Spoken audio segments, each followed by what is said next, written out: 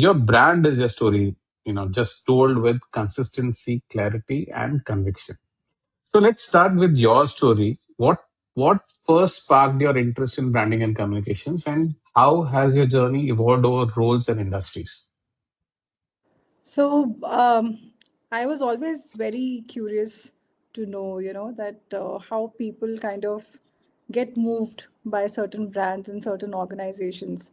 So I always thought that, there has to be something, which is a mix of psychology, consumer behavior, and communication was not just to, speak and tell people that, oh, this is what we want to convey, but it has always Hmm. been about how people perceive things and how you're moving people with your stories and how narrative building is done.